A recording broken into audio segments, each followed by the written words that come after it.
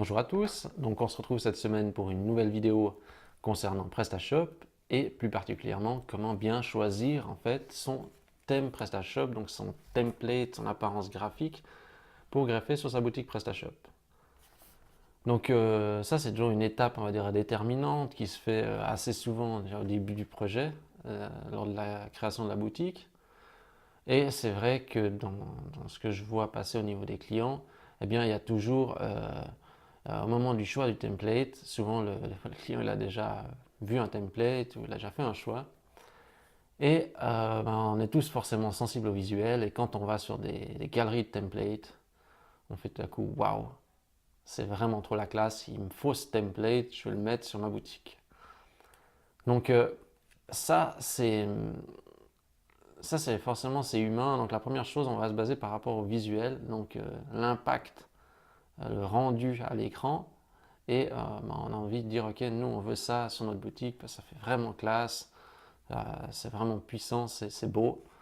Et forcément, ça va plaire aux clients qui vont venir sur la boutique.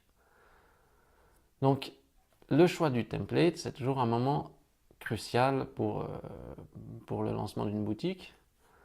Donc il y a beaucoup de thèmes qui font l'effet waouh, mais il faut que ça suive le reste. Donc déjà, sur le point de vue ergonomie, souvent le client il est sur son ordinateur, il voit le template, ok, il fait 2 pages, il fait waouh, il est trop la classe, et ça s'arrête là. Seulement, on a juste vu la pointe de l'iceberg. Ce qui est important, normalement, on devrait faire le choix aujourd'hui dans le sens inverse. Ça voudrait dire que, logiquement, quand on choisit un template, sachant que le gros du trafic, il provient de mobile ou de tablettes ou ailleurs, en fait, la navigation par ordinateur est en chute libre. Donc, finalement, ce qu'il faudrait faire, c'est un choix en se basant déjà sur l'ergonomie du mobile. Et c'est vrai que le client, des fois, ou vous-même peut-être, avez testé sur la partie mobile de thème, mais pas dans son intégralité. Ok, on regarde juste ce que ça donne sur mobile, ah, ça nous convient, on y va. Il faudrait prendre plus de recul et tester l'intégralité du thème sur mobile pour se faire une idée, pour être sûr que ça correspond bien. Euh, c'est très important parce que plus le thème est optimisé pour mobile, plus le thème est optimisé pour la tablette, que ce soit à l'horizontale ou la verticale, moins il y aura de travail par la suite. Donc, des fois, le choix du thème, si on se lance sur un thème qu'on a vu, euh, après, pour l'optimisation, ça peut être vraiment un casse-tête si c'est mal fait. Ça veut dire que tout à coup, quand vous commencez à tester peut-être votre boutique sur mobile ou sur tablette, vous allez peut-être vous apercevoir, ah mais le menu ne me correspond pas du tout, c'est pas pratique comme il est le menu. Ah mais les blocs comme ils s'affichent, ah non franchement il faudrait plutôt 2 colonnes au lieu d'une seule. Ah les éléments ils sont beaucoup trop gros. Ah. Et vous allez arriver avec un volume de remarques assez impressionnant. Mais le problème c'est qu'il va falloir optimiser tout ça et ça va prendre du temps.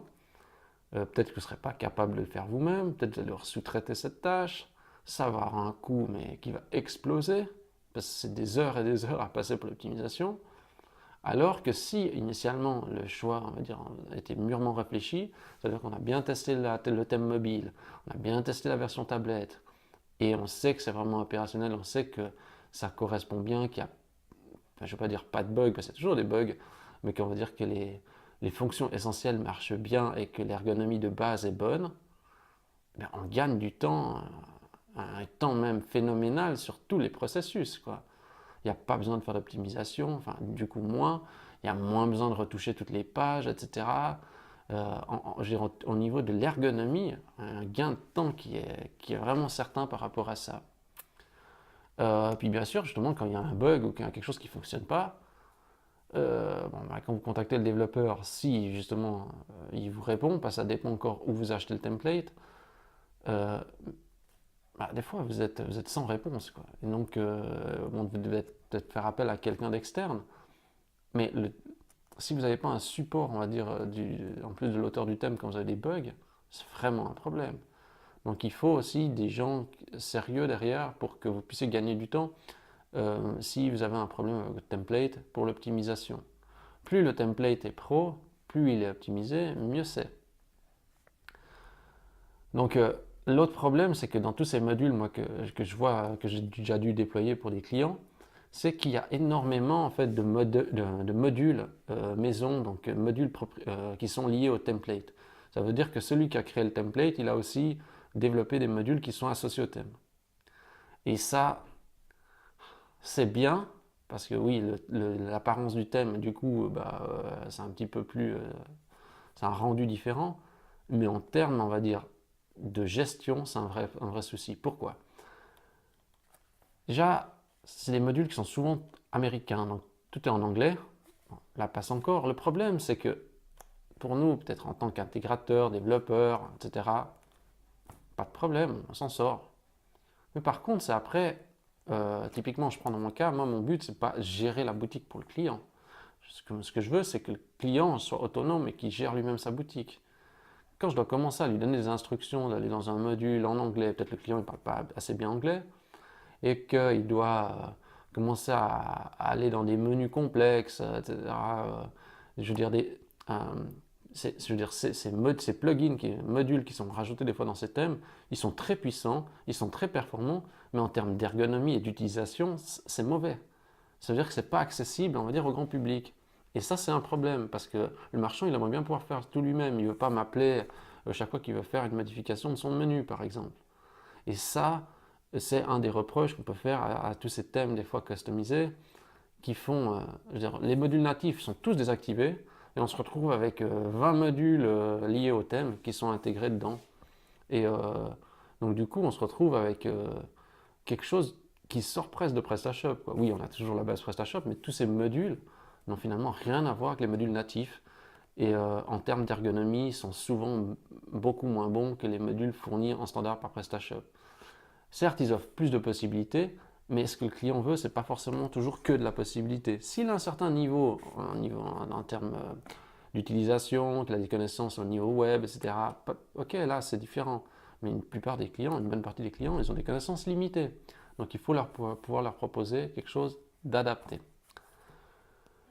Donc effectivement, donc, problème au niveau des traductions dans ces modules souvent, donc il n'y a pas en français et complexe à administrer. Moi, ma remarque par rapport à ça, c'est que j'ai envie de dire, un visuel, ça reste un visuel. C'est pas le thème de votre boutique qui fera vendre. Ça, c'est sûr et certain. Ça ne veut pas dire qu'il faut négliger le visuel, mais ça veut dire que ça ne repose, enfin, le déclenchement des ventes ne repose pas sur le choix de votre template. Et aujourd'hui, je dirais que ce qui va influencer sur les ventes, je pense, c'est plutôt l'ergonomie du template plus que l'apparence du template. Notamment, surtout parce que, comme sur mobile, le trafic il explose avec genre 50% de trafic sur mobile par exemple. Ça dépend après des secteurs d'activité, etc. Mais vous pouvez avoir un trafic sur mobile très fort. Si votre ergonomie est mauvaise, vous pouvez avoir le thème le plus fun que vous pouvez trouver. Ça ne sert à rien. Il faut que l'ergonomie soit irréprochable. Et ce que je vois, c'est qu'actuellement, la plupart des thèmes mobiles, c'est une catastrophe des fois pour la navigation, quoi. Et là, il y a un gros travail encore en perspective. Alors, maintenant, aujourd'hui, ma stratégie. Alors, moi aussi, j'ai passé avec des thèmes customisés, ce genre de choses. J'arrive à un stade où je me suis dit, il faut que je commence à utiliser toujours le même thème. Alors, je me suis dit au début, mais utiliser toujours le même thème, c'est pas vraiment du travail, ça. On se base sur quelque chose d'existant. Finalement, on utilise toujours le même processus, la même structure. C'est pas très original. Mais en fait, ce que je m'aperçois, c'est que le but, c'est pas d'être original aujourd'hui. Le but, c'est de rationaliser, de rendre ergonomique, de rendre sûr, fiable, administrable et de donner le plus de souplesse possible.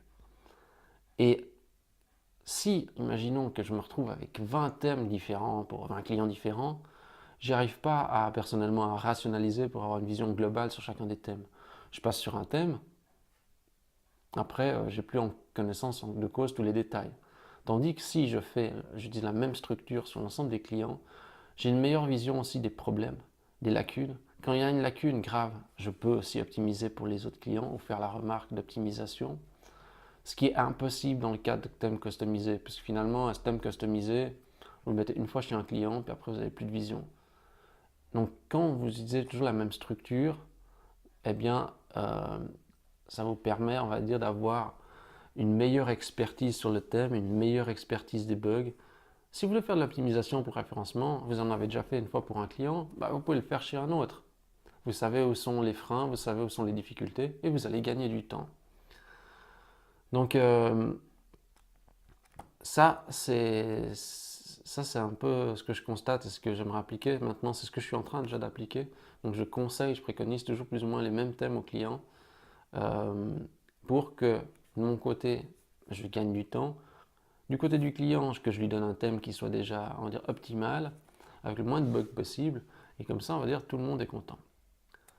Euh, Maintenant, mon but aussi, c'est justement c'est l'autonomie du client. Donc il faut que ce soit des thèmes qui utilisent bien des modules natifs et qu'il n'y a pas 36 modules bricolés à gauche à droite avec des fois des interfaces on peut dire à coucher dehors parce que c'est vraiment ça. Des fois, même moi, quand je rentre dans le module, je fais ah non. Je vois l'interface, je fais. Des fois, je sais pas par où commencer. Il y a des fois des modules comme des sliders, etc., avancés ou ce genre de choses. Ok, on peut tout administrer, mais les processus, des fois, à implémentation, c'est vrai casse-tête, quoi. Alors, des fois, quand je me dis, ah, c'est un casse-tête à première vue, je me dis, mais quand je vais montrer ça au client, mais qu'est-ce qu'il va dire? Donc, c'est pour ça que moi aussi, je cherche la simplicité aujourd'hui. Pour parler justement du futur, parce que là, je parle surtout sur PrestaShop 1.6, maintenant, sur PrestaShop 1.7, le thème par défaut me plaît assez bien. Je trouve qu'il va bien répondre déjà aux besoins standards des clients. Donc, l'utilisation du thème par défaut de PrestaShop est aussi une solution. Sous PrestaShop 1.6, pourquoi pas, mais là je suis un petit peu plus indécis. J'utilise en principe un autre thème d'un développeur, mais j'utilise plus ou moins tout le temps le même maintenant. Par contre, pour PrestaShop 1.7, je pense que je vais peut-être utiliser plus souvent le thème par défaut. Parce que le thème par défaut, il a l'air pas mal, il a l'air assez épuré. Il pourra très bien correspondre à la plupart des clients avec, on va dire, on fait prédominance blanc, ça veut dire que on essaie de mettre le moins de couleurs possible, un arrière-plan pour poser le contexte, comme on a vu déjà dans des vidéos tutoriels. Je vous invite à aller voir hein, si jamais dans les playlists tutoriel PrestaShop 1.7. Et je pense que ouais, sur 1.7, peut-être je vais utiliser le thème standard plus souvent. Mais c'est encore à confirmer parce que là, j'ai pas encore fait aujourd'hui de projet officiel sous PrestaShop 1.7, c'est un petit peu tôt. Là, on est au mois de mars de 2007. Donc ça va arriver, je sais pas, mois de juin, juillet, je vais peut-être commencer à faire des projets officiels.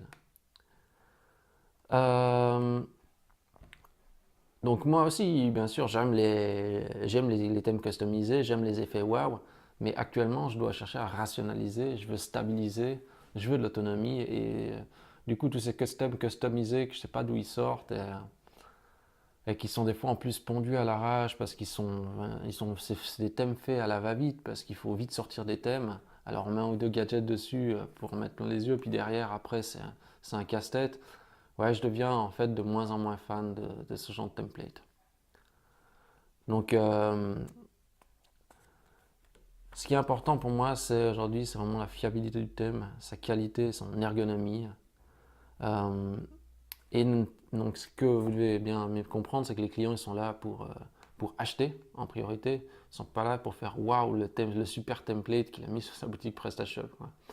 Alors, enfin, justement, la dernière problématique, c'est au niveau du client. Donc, il faut voir aussi, moi, je viens toujours avec du conseil, donc du côté du client, je lui explique, je me dis, regardez, moi, je vous propose ce template-là pour les raisons suivantes. Et je m'aperçois, en tout cas j'ai de la chance parce que c'est vrai que les clients avec qui je travaille sont en principe assez sensibles à ça, ils écoutent mon opinion et ils peuvent tout à fait partir sur une base de thèmes que je leur propose. C'est important, moi je fais ça surtout dans leur but aussi, donc qu'ils aient quelque chose de plus fonctionnel possible, qu'on n'ait pas besoin de faire 36 000 corrections après, comme ça a été le cas des fois sur certains templates où les corrections ont pris vraiment un temps astronomique et qu'après il fallait coder des règles responsives pour la tablette, pour le mobile, etc. Donc c'est pour ça que j'essaye de conseiller des templates qui sont sûrs, qui sont fiables, mais toujours de rester sur un ou deux thèmes ou voir le thème officiel pour maximiser sa rentabilité, son temps et aussi pour que le client il ait tout de suite quelque chose de fonctionnel. Donc voilà, ça c'est la grosse problématique au niveau des thèmes. Donc si vous avez une expérience au niveau des thèmes, n'hésitez pas à laisser un petit commentaire en dessous, en dessous de la vidéo. Si cette vidéo vous a plu, n'hésitez pas à cliquer sur le petit j'aime qui doit être par là normalement, ou par là, je ne sais pas exactement dans quel sens la vidéo est tournée. Et à vous abonner à la chaîne YouTube, bien sûr, ça me fait toujours plaisir. Et si vous avez des recommandations, des expériences, n'hésitez pas à les partager. C'est toujours intéressant pour tous ceux qui vont regarder cette vidéo.